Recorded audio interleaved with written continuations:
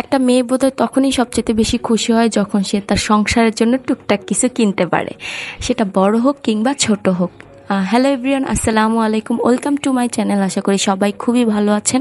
আপনাদের দোয়াতে আমিও খুবই ভালো আছি। সো বরাবরের মতো নতুন আরেকটি ব্লগ নিয়ে আপনাদের সামনে চলে আসলাম। সো আজকে হচ্ছে আমি এখানে অনেক দিন ধরেই ভাবতেছিলাম যে একটা রাইস কুকার কিনবো। তো ভাবতে ভাবতে পরে আমি হচ্ছে দারাজে অর্ডার করে দিয়েছিলাম, কারণ বাইরে আমার কাছে মনে হয়েছিল প্রাইসটা আর একটু বেশি। তো আমার বাজেটের জন্য একদম মানে আমার যে বাজেট ছিল ওই বাজেটে একদম দারাজে আমি পারফেক্ট অন একটা পেয়ে গেছি, যেরকম চাচ্ছিলাম একদম সেরকমই।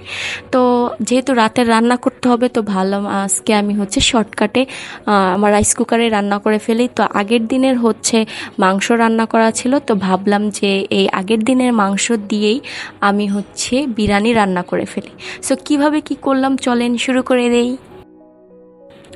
যেহেতু আগের দিনে রান্না করা মাংস বাসায় ছিল, সো তেমন কোনো ইনগ্রিডিয়েন্টসও লাগবে না। আমি জাস্ট হচ্ছে আলুটা ব্যবহার করব, যেহেতু বিরিয়ানিতে আমি আলু ছাড়া একদমই অচল, এরকম একটা অবস্থা।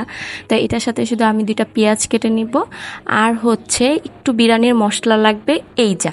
তো এটাই আমি কিভাবে কি করলাম সেটাই এখন আমি আপনাদের সাথে শেয়ার করতেছি। তো আমি হচ্ছে আমার যা যা ইনগ্রিডিয়েন্টস আমি নিয়েছি সবগুলো সুন্দরভাবে কেটে নিচ্ছি। কেটে সব কিছুই ভালোভাবে ধুয়ে টুয়ে আমি একবারে রেডি করে নিচ্ছি।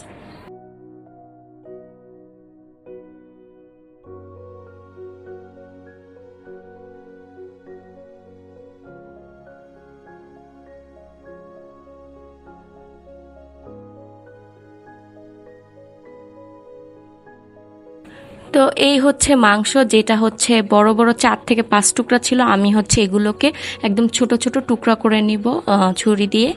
আহ, কতটুকু টুকরা করলাম সেটা হচ্ছে আপনার ভিডিওটা দেখলেই বুঝতে পারবেন।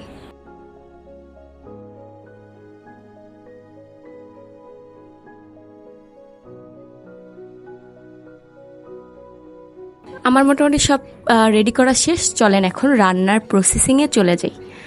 তো এখন হচ্ছে আমি আমার রাইস কুকারটা ভালো মতন ধুয়ে পরিষ্কার করে নিয়েছি। এখন হচ্ছে এখানে একটু তেল দিয়ে দিব, একদম অল্প পরিমাণে একটু তেল দিব, যেহেতু রান্না করা মাংস অলরেডি তেল আছে। তো আমার হচ্ছে বেশি তেল দেওয়ার কোনো প্রয়োজন নেই, অল্প একটু দিয়েছি, জাস্ট পেঁয়াজ যে দিব ওইটা একটু ভাজার জন্য।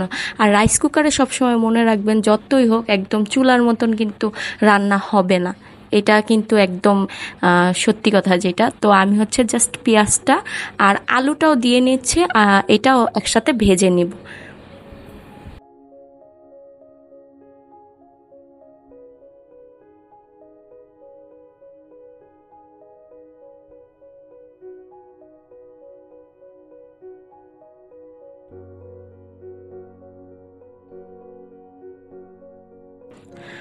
তো আলুটা আর পেঁয়াজটা যখন হালকা ভাজা ভাজা হয়ে যাবে, তখন এর মধ্যে আমি মাংস যে টুকরা করে রেখেছিলাম এগুলো সব দিয়ে দিব। এখন হচ্ছে আমি একটু বিরিয়ানির মশলাটা দিয়ে দিব, একদম সামান্য পরিমাণই, ধরেন 2 চামচের মতন এরকম। তারপর 2-3টা কাঁচামরিচ দিয়ে দিলাম, আর 1 কাপ না, হাফ কাপ আমি একটু দুধ দিয়ে দিলাম, আর হচ্ছে একটু পানি দিয়ে দিলাম। এই হচ্ছে আমার জাস্ট ইনগ্রিডিয়েন্টস। আর হচ্ছে আমি একটু সামান্য পরিমাণে লবণ দিয়ে দিলাম, যাতে আলুর সাথে সব কিছুর সাথে ভালো একটা ব্যালেন্স হয়। তো এখন হচ্ছে এইটাকে আমি ভালো মতন রান্না করে নিব, 10 মিনিটের মধ্যেই হয়ে যাবে মোটামুটি। তো এই তো প্রায় 10 থেকে 12 মিনিট পর আমার রান্নাটা কমপ্লিট।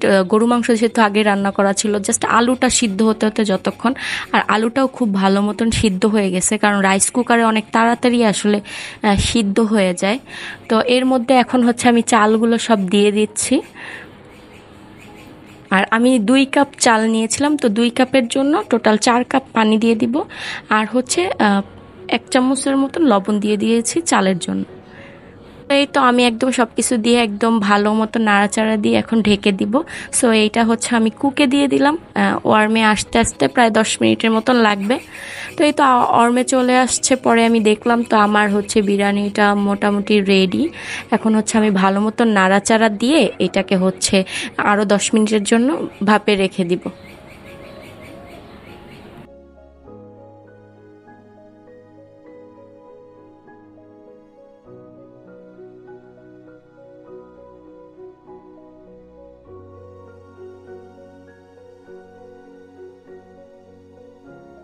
সো 10 মিনিট এটাকে ভাপে রাখার পর এই হচ্ছে আমার বিরিয়ানিটা একদম পারফেক্টলি রেডি হয়ে গেছে।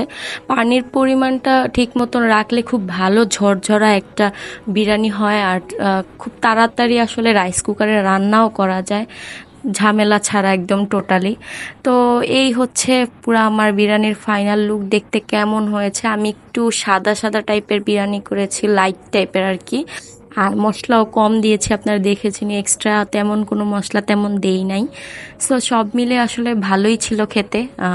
রাত্রের জন্য একদম পারফেক্ট লাইট একটা ডিনারও ছিল। তো আপনাদের কেমন লেগেছে অবশ্যই আমাকে কমেন্ট করে জানাবেন। যদি ভালো লেগে থাকে, আমার ভিডিও ভালো লেগে থাকে, অবশ্যই আমার চ্যানেলটাকে সাবস্ক্রাইব করে দেবেন। আজকের মতন আল্লাহ হাফেজ।